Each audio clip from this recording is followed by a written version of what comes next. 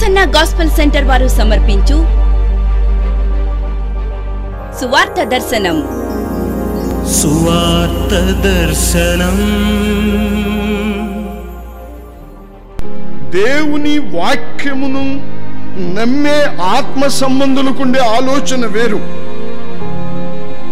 శరీర సంబంధులకుండే ఆలోచన వేరు. ఆత్మ సంబంధమైన నీతి గల మార్గంలో నడుస్తున్నాడు కనుక ఇతనికున్న ఆలోచన ఇప్పుడు ఏంటంటే సాయంకాలం అయిపోతుంది, పొద్దుగూగితే ఈ ప్రభు యొక్క దేహాన్ని ఇక ముట్టుకోవటానికి కుదరదు.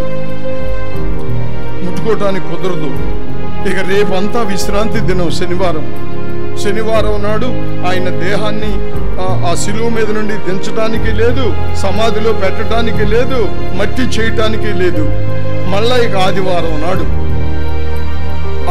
నాడు శుక్రవారం మధ్యాహ్నం నుండి ఆదివారం ఉదయం వరకు అలాగే ఉండిపోవాలి ఆ దేహం శిలువలో. ఇది ఇప్పుడు అరిమత యోసేపులో ఉన్న ఆందోళన. అట్లా త్వరగా ఏదైతే అదే అవుతుంది. నాన్సుడు వ్యవహారం చేయకుండా ప్రార్థన చేసుకుని ఒక నిర్ణయం తీసుకున్నాడు యోసేపు. పిలాతు దగ్గరికి వెళ్ళిపోతా, అయ్యా మీరు అప్పగించిన ప్రభు శిలువలో ప్రాణం పెట్టేశాడు, ఆ దేహం నాకు ఇవ్వండి, నేను తీసుకెళ్లి దాన్ని భద్రపరచుకోవాలి అని నేను అడుగుతా. ఇస్తే ఇస్తాడు, లేకపోతే నన్ను కూడా చంపేస్తాడు. ఏదైతే అదే జరుగుతుందని ఆలోచన. ఏమండి, బ్రతికి ఉన్న వాళ్ళ కొరకే తెగించలేకపోతున్నారే.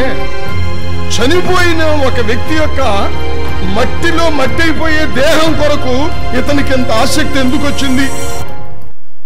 వచ్చింది అంటే, ఇందాక మనం చదివాం, అతడు దేవుని రాజ్యము కొరకు కనిపెట్టువాడు. ఇక్కడ కూడా ఉంది చూడండి, 15:43లో చివరి ఏమనుంది? దేవుని రాజ్యము కొరకు ఎదురు చూస్తున్నాడు. వచ్చేస్తాడు ప్రభు, యేసు ప్రభు మరలా రెండోసారి వచ్చేస్తాడు అని మనం కూడా ఎదురు చూస్తున్నాం. ప్రభు వస్తాడు, మనల్ని తీసుకుని వెళ్ళిపోతాడు. రెప్పపాటులో కడబోర శబ్దముతో సంఘమయ్యున్న నీతిమంతుల స్వాస్థ్యం ఎత్తబడుతుంది. దేవుని రాజ్యం ఉంది, పరలోక రాజ్యం ఉంది. మనం అది ఇక్కడ అనుభవిస్తున్నాం. నీతి, సమాధాన, సంతోషాలు అనుభవిస్తున్నాం. మనల్ని తీసుకుని అక్కడికి, తాను ఉండే చోటుకి తీసుకుని వెళ్ళిపోతాడు అని ఆ ఎదురు చూపు నీలో ఉంటే, బైబిల్ ప్రకారం యెహోవా కొరకు ఎదురు చూచువాడు నూతన బలం పొందుతాడు, ఆత్మ బలం పొందుతాడు, తెగింపు వస్తుంది, సమర్పణ వస్తుంది, త్యాగంతో కూడిన ఆలోచనలు వస్తాయి అతనికి. అదే ఈయన కలిగింది. ఎదురు చూడండి, మనం వీటి కోసం కాదు.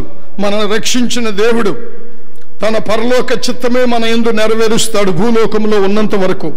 ఆ తదుపరి తన కడబోర ధ్వనితో వచ్చి తన స్వాస్థ్యమై ఉన్న మనల్ని తీసుకుని వెళ్ళిపోతాడు పరలోక రాజ్యానికి. దాని కొరకు ఎదురు చూద్దాం. ఉదయం లేచిన కానించి ఎక్కడ ఎంతమంది చచ్చిపోయారు, ఎక్కడ ఏం జరిగినాయి, ఎక్కడ ఎవరు ఏం చేస్తున్నారు, ఈ పనికి మాలిన విషయాల కొరకు కాక నీతిమంతుడు దేవుని మాట చేత బ్రతుకుతాడంట. నీతిమంతుడు విశ్వాస మూలముగా జీవిస్తాడు. దేవుని వాక్యమందలి విశ్వాస మూలంగా ఆ వాక్యాన్ని నమ్ముకుంటూ వాక్యము చేత ధైర్యపరచబడుతూ జీవిస్తున్నాడు. కనుక సమయం వచ్చినప్పుడు తెగించగలిగాడు. ప్రభు కొరకు మనం కూడా అటువంటి ఒక సమర్పణతో అడుగులు వేయవలసిన సమయం వచ్చేసింది, ఆయన రాకడ సమయం. ఇప్పుడు ఇంకొక విషయం ఏంటంటే, ఇతను యోహాను సువార్తలో 19వ అధ్యాయంలో 38వ వచనంలో ఇతను ఒక రహస్య శిష్యుడు అని రాయబడి ఉంది. 38వ వచనం, యూదుల భయము వలన రహస్యముగా యేసు శిష్యుడైన అరిమతయ యోసేపు తాను యేసు దేహమును తీసుకుని పోవుటకు పిలాతు నొద్ద సెలవడిగను. ఇతను రహస్యమైన శిష్యుడు. యేసు ప్రభు శిష్యుడు అని నేను చెబితే, యేసు ప్రభువుని నమ్ముట ద్వారా నీతిమంతుడయ్యాడు అని ఇందాక చెప్పే. ఈయన ఎప్పుడు నమ్ముకున్నాడు, ఎక్కడ నమ్ముకున్నాడు అని మీరు అనుమానిస్తారేమోనని ఇది చూపిస్తున్న యోహాను 19:38. రహస్యముగా యేసు శిష్యుడైన యోసేపు. చాలామంది తమ మతస్థులకు తమ సాంప్రదాయాలను అనుసరించకపోతే హింసిస్తారని తమ కులస్తులకు భయపడి ఎందరూ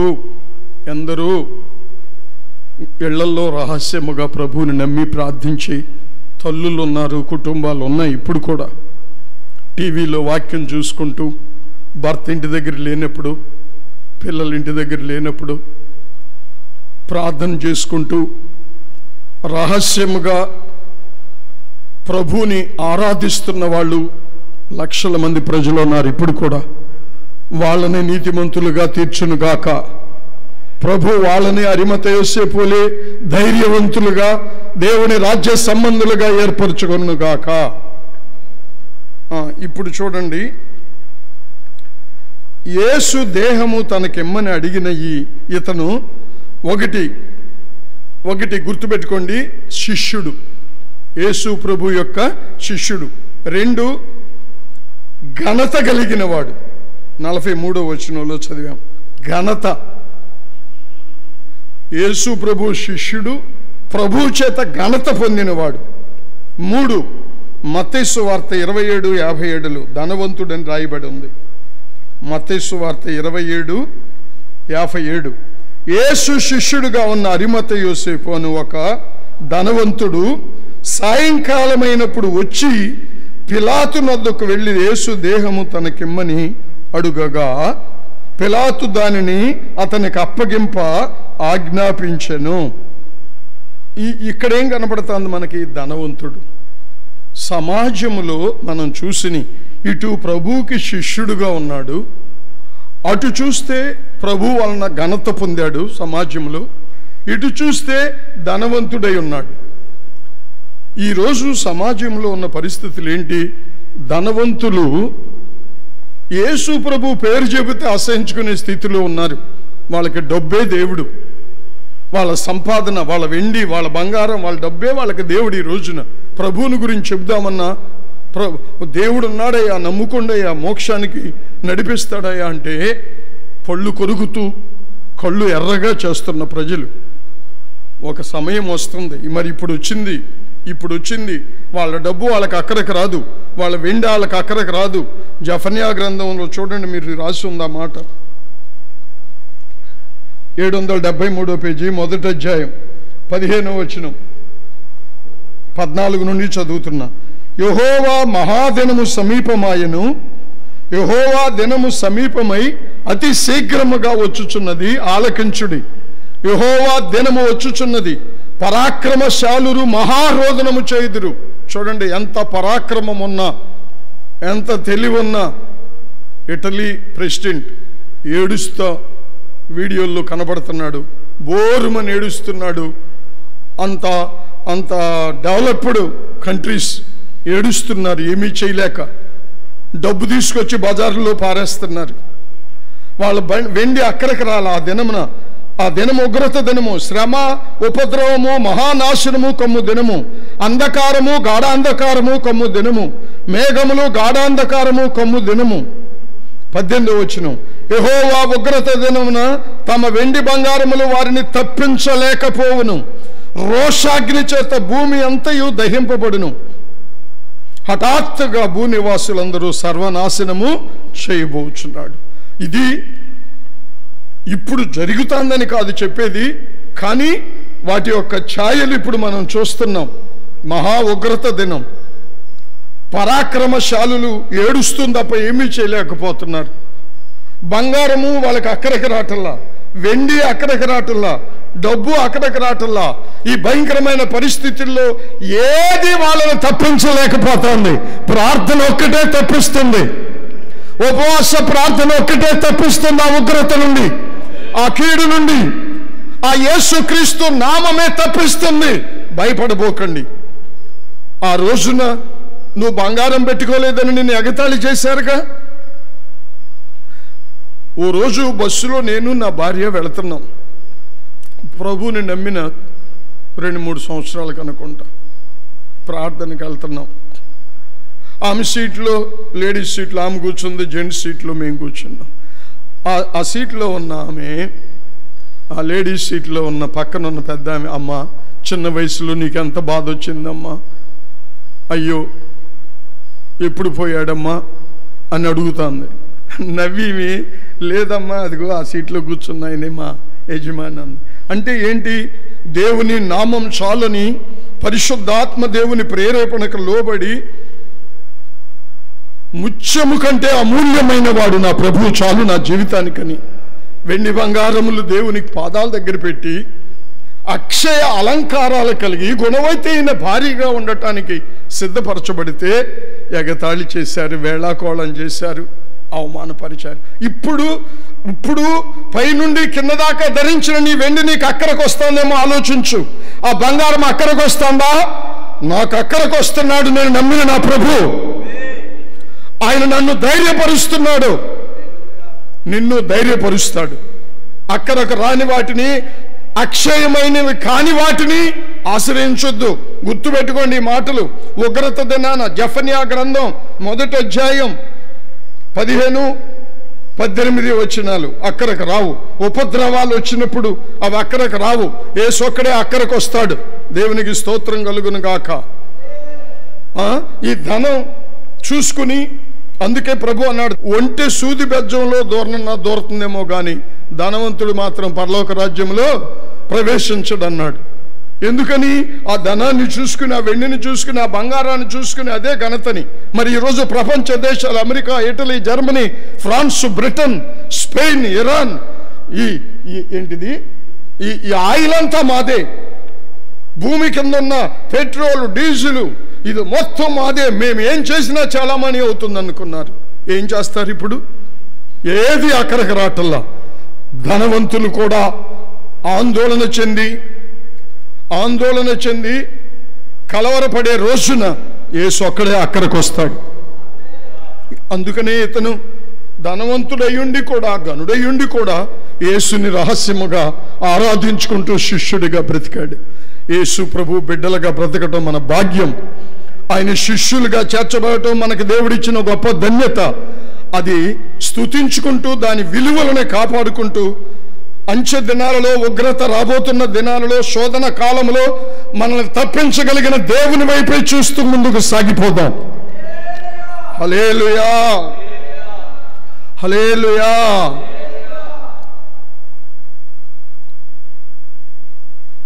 తరువాత ఇంకొక ప్రాముఖ్యమైన విషయం ఏంటంటే, ఇతడు ధనవంతుడై ఉండి, ఘనత కలిగిన వాడై ఉండి, యేసు ప్రభు శిష్యుడై ఉండి కూడా ఒక పట్టణంలో ఒక సభలో సభ్యుడై పదవి కలిగిన వాడై ఉండి కూడా అతను దేని కొరకు ఎదురు చూస్తున్నాడంటే దేవుని రాజ్యం కొరకు. ఆ రాజ్యము ప్రభువే ఇస్తాడు. అయితే ఇంకోటి ఏంటంటే, ఆ రాజ్యం ఎప్పుడు? యేసుక్రీస్తు చెప్పిన మాట నెరవేరాలి. ఆయన సిలువ వేయబడ్డాడు, సమాధి చేయబడాలి, 3వ రోజున తిరిగి లేవాలి. ఆ లేవాలంటే ఈయన తీసుకెళ్ళి సమాధి చేయాలి. రేపొద్దున విశ్రాంతి దినం, ఎవ్వరు ముట్టుకోవటానికి లేదు. ఎల్లుండి దాకా, ఆదివారం దాకా ఉంచితే ఈ శవాన్ని, వేలాడుతున్న యేసుక్రీస్తు దేహాన్ని కాకులు, గద్దలు, రాబందులు పీక్కు తింటాయి. ఊహించుకోండి మీరు, పీక్కు తింటాయి. శవాన్ని ఉంచుతాయే? ఆ ప్రాంతానికి కూడా మనిషి అటల్లో తోలటానికి. అటువంటి భయానకమైన పరిస్థితిలో దాన్ని పట్టించుకోకుండా శిష్యులందరూ చెదిరిపోయారు. అయ్యో, ఇప్పుడు మనం తీసుకెళ్ళి దాయకపోతే యేసయ్య శరీరాన్ని కాకులు, గద్దలు పీక్కు తింటాయేమో, దీన్ని భద్రపరచాలి, దీన్ని కాపాడాలి అని ఆ జ్ఞానము కానీ, ఆ నిరీక్షణ కానీ, ఆ ఊహ కానీ లేదు. వాళ్ళ ప్రాణం వాళ్ళు కాపాడుకోవడానికి పారిపోయారు. ప్రభువు లేని ప్రాణం ఎందుకండి మనకి?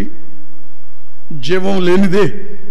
క్రీస్తు లేని జీవితం జీవం లేని జీవితం.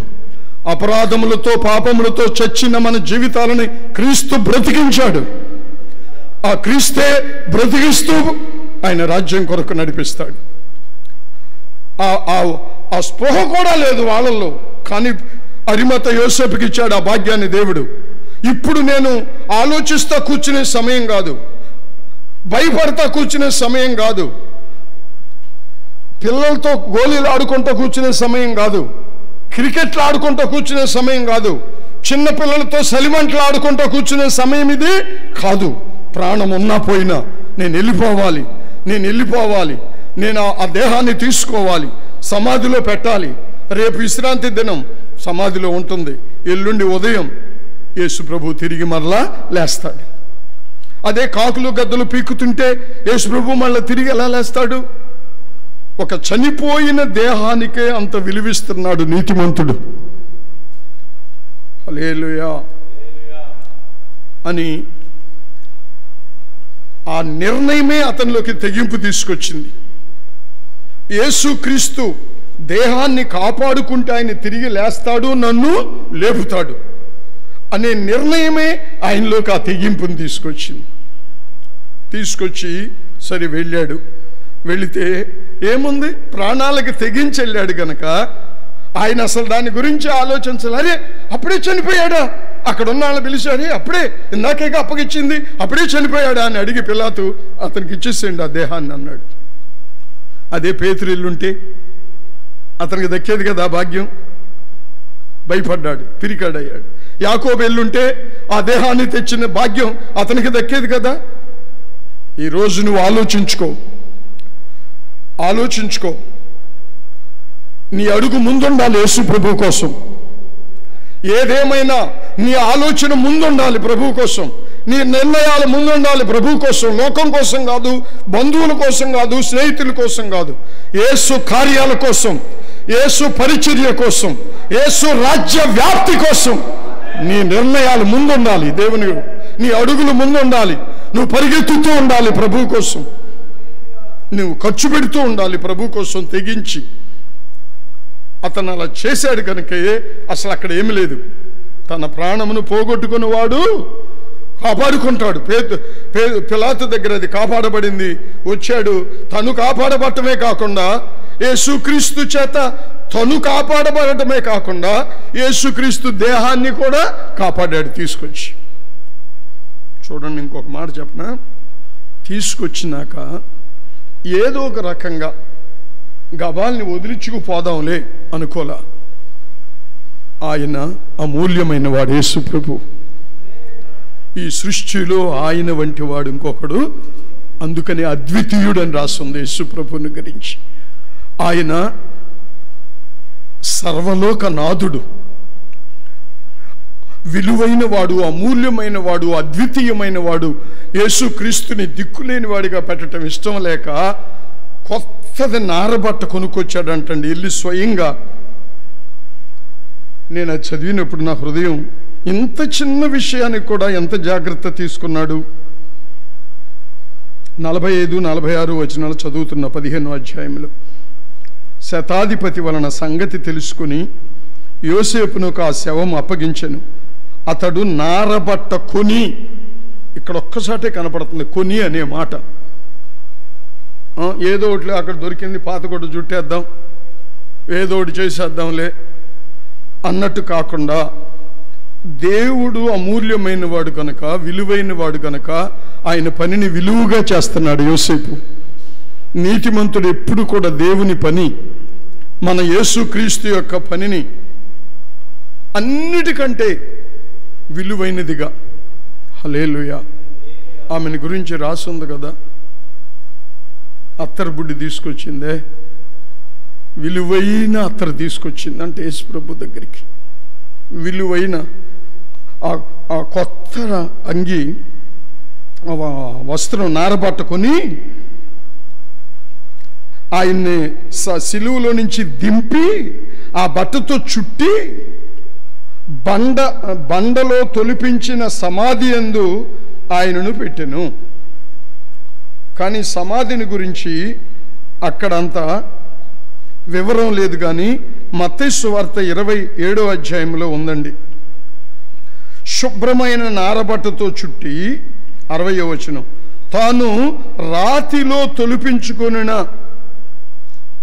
క్రొత్త సమాధిలో దానిని ఉంచి, ఇది తనదేనని, కొత్త సమాధిని, కొత్త బట్ట కొన్నాడు, చుట్టాడు, ఏదో ఒకటిలే ఎక్కడోసారి పారేద్దాంలే, ఒకరోజే కదా రేపు లేస్తాడుగా అన్నట్టు కాకుండా తన కొరకు తన బిడ్డల కొరకు రాతిలో తొలిపించుకున్న కొత్త సమాధిలో ఆ శవాన్ని తీసుకెళ్ళి భద్రపరిచి రాయి దొర్లించాడంట. యోహాను 19వ అధ్యాయంలో 41వ వచనంలో ఉందండి. నారబట్టలు చుట్టి ఆయనను సిలువ వేసిన స్థలములో ఒక తోట ఉండెను. నేను యెరూషలేము వెళ్ళినప్పుడు ఈ తోటలో మన ప్రజలకి నాతో వచ్చిన 50 మందికి బల్లారాధన ఇచ్చా. 3-4 సార్లు 50 మంది బల్లారాధన తీసుకున్నాం. ఇటువైపున గొల్గొతా కొండ మీద సిలువ, ఇటువైపున రాతిలో తొలవబడిన సమాధి. ఆయనను సిలువేసిన స్థలములో ఒక తోట ఉండెను, ద్రాక్షాల తోట. ఆ తోటలో ఎప్పుడు ఉంచబడని కొత్త సమాధిని తొలిపించుకుని ఉంచుకున్నాడు ధనవంతుడు గనుక. నేటికి కూడా ఉంది. ఆ సమాధిలో కొత్త బట్ట చుట్టి భద్రపరిచాడు యేసుక్రీస్తుని. ఆ నీతిమంతుని హృదయంలో ఉన్న ఆలోచనలని మీరు గమనించండి. ఎందుకంటే ఆయన నా ధనం ఏమైపోతుందో, ఈ పట్టణంలోని సభ్యుడిగా నాకున్న ఘనత ఏమైపోతుందో, నా ఆస్తి ఏమైపోతుందో, నా పిల్లలు ఏమైపోతారో ఆలోచన లేకుండా యేసు శరీరం ఏమైపోతుందో, కాకులకి గద్దలకి ఆహారం అయిపోతుందేమోనని ఆందోళనతో పరిగెత్తాడు. అలాగే బైబిల్ చెబుతోంది యేసుక్రీస్తు శరీరం అనేది సంఘం అంట. ఈ సంఘాన్ని గురించి ఏమంటున్నాడంటే క్రీస్తు శరీరం అనేది సంఘం. కొలస్సీ పత్రికలు, ఎఫెసీ పత్రికలు పలు చోట్ల చెప్పాడు ప్రభు. క్రీస్తు శరీరం అనేది సంఘం. ఈ సంఘాన్ని కాకులు గద్దలు అంటే సాతాను సంబంధమైన మనుషులు, వంకర మాటలు పలుకు మనుషులు మీలోనే బయలుదేరతారు. వారు మందను కనికరించరు, వారు ఈడ్చుకుపోతారు అని రాయబడింది. కనుక యేసు రక్తముతో సంపాదించుకున్న సంఘం, యేసు వాక్యముతో కట్టబడుతున్న సంఘం, యేసు వాక్యం అనే బండ మీద పునాది వేయబడిన సంఘాన్ని అపవాది అంచె దినములలో చెల్లాచెదురు చేసి, ముక్కలు చెక్కలు చేసి, భిన్నాభిప్రాయాలు సృష్టించి ఒక సంఘం 100 అయిపోతుంది. కొన్ని చోట్ల 100 అయిపోతుంది, ముక్కలుగా అయిపోతుంది. అభిషేకం లేదు, ఐక్యత లేదు, ఆరాధన లేదు, దేవుని రాజ్యము కొరకు బ్రతకటం లేదు, సమర్పణ కోల్పోతున్నారు. ప్రభువు కొరకు తెగించిన మన పితరులను గురించి ఆలోచన లేవు. నా ఘనత ఏంటి ఇక్కడ, నాకేం ఘనత ఉంది ఇక్కడ, నాకు ఘనత లేదు కనుక, నాకు ఇక్కడ విలువ లేదు కనుక దీన్ని చీల్చి ఇంకోటి పెడదాం. మొక్క చెక్కలైపోతున్న అంచె దినములలో ఈ క్రీస్తు శరీరం నుండి సంఘాన్ని కాపాడవలసిన బాధ్యత మీ మీద ఉంది. నీతిమంతులారా ఒక్కసారి ఆలోచించండి. అరిమత యోసేపులే ఉపవాసాలు ఉండండి, మోకాళ్ళు నుండి ప్రాణానికి తెగించండి, చేతులు ఎత్తండి, ప్రజలను కాపాడుకోండి, సంఘాలను కాపాడుకోండి. ఈ సంఘము కాపాడబడితేనే ప్రభు రాకడలో ఎత్తబడతాం మనం. ఆ దేహము సిలువలో నుంచి దించబడి కాపాడబడి సమాధిలో పెట్టబట్టే 3వ రోజు లేచాడు యేసుక్రీస్తు. అలాగే ఈ దేహమనని సంఘం భద్రంగా కాపాడబడి ప్రార్థనల చేత, ఉపవాసముల చేత, వాక్యము చేత పోషించబడుతూ ఐక్యతగా, ప్రేమగా ఇది కట్టబడి కాపాడబడితేనే సంఘము ద్వారానే మనం ఎత్తబడతాం. పరిశుద్ధాత్మ దేవుడు మనల్ని ఆయన రాజ్యములోకి చేరుస్తాడు. కనుక సంఘాన్ని యేసు దేహమని విలువగా ఎంచుకుని దానికోసమై తెగించి నీ ప్రాణాన్ని ఖర్చు పెట్టు, నీ డబ్బుని ఖర్చు పెట్టు, నీ బంగారాన్ని ఖర్చు పెట్టు, నీ శరీరాన్ని ఖర్చు పెట్టు. అరిమత యోసేపులే జీవము కలిగిన దేహం ఇది.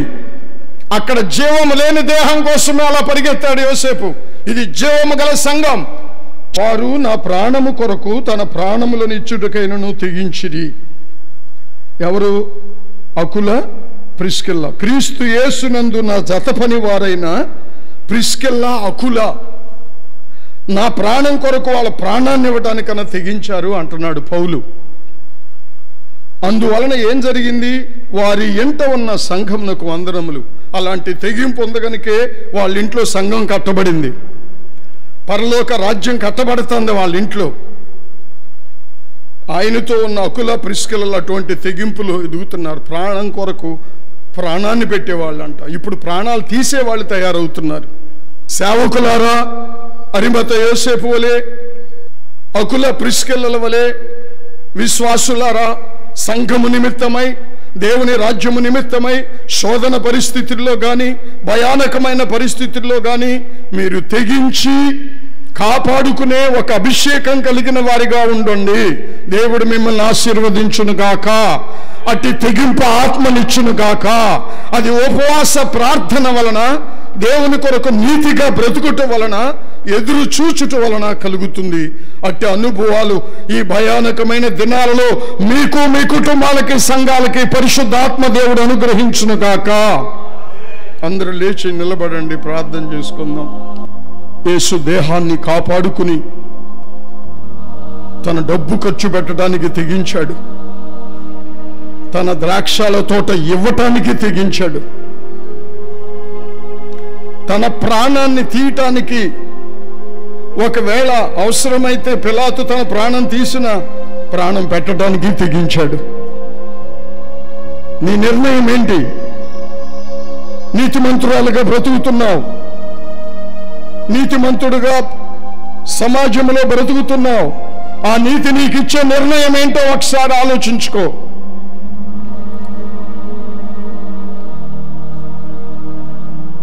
ప్రభువా, చావైనా బ్రతికైనా సంఘాన్ని కాపాడుకోవటంలో, దేవుని రాజ్యంలో మమ్మల్ని చేర్చగలిగిన మహిమగల సంఘము యొక్క భద్రత కొరకై, నీ దేహమనడి సంఘము యొక్క భద్రత కొరకై నన్ను, నా ఆస్తిని, నా ప్రాణాన్ని నేనెంత మాత్రము ప్రియమైనదిగా ఎంచుకోను ప్రభా, ఎంచుకోను ప్రభా అని చెప్పు.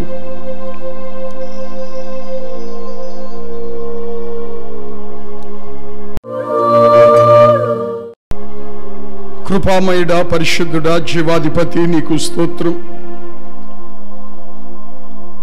సిలువ వేయబడి ప్రాణం పెట్టిన తరువాత జరిగిన సంఘటనలు మా ముందు అరిమత యోసేపు ద్వారా ఎన్నో అనుభవాలు మా కళ్ళ ముందు పెట్టావు తండ్రి. అవునయ్యా, ఏదో బ్రతకటానికి కాక ఒక తెగింపు కలిగిన బ్రతుకు, ఒక తెగింపు కలిగిన భక్తి నీ కొరకు చేసిన యోసేపు వలె నీ శరీరాన్ని భద్రపరచడానికి కాకులు గద్దలకు ఆహారమై తిరిగి లేవటానికి అవకాశం లేని స్థితిలో విడిచిపెట్టకుండా ఎలా తెగించి తన ద్రవ్యాన్ని వినియోగపరిచాడు, సమాధిని వినియోగపరిచాడు, ప్రాణాన్ని వినియోగపరిచాడు.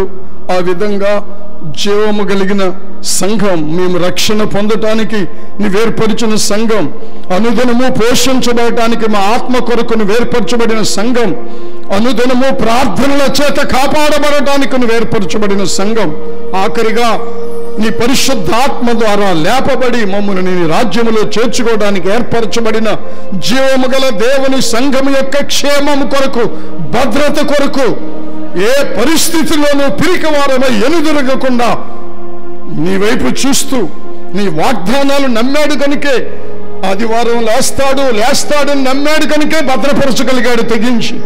నీ వాగ్దానములు నమ్మి ముందుకు సాగేవారిగా ప్రతి వారిని చేయి. భయాలు విడిపించు, రోగాలు విడిపించు, కరువులు విడిపించు, ఆకలి తీర్చండి, ఆత్మానందముతో నింపండి. ఈ లైవ్ కార్యక్రమాల ద్వారా సంఘాలు, సహవాసం, అన్యజనులు, ఇంకా అనేకులు ఆదరించబడి, ఆశీర్వదించబడి, ధైర్యముతో, ఆరోగ్యముతో ముందుకు నడిపించబడినట్లు చేయి. యేసు పేరిట వేడుకుంటున్నాను తండ్రి. గట్టిగా చెప్పాలి అందరూ, ఆమేన్.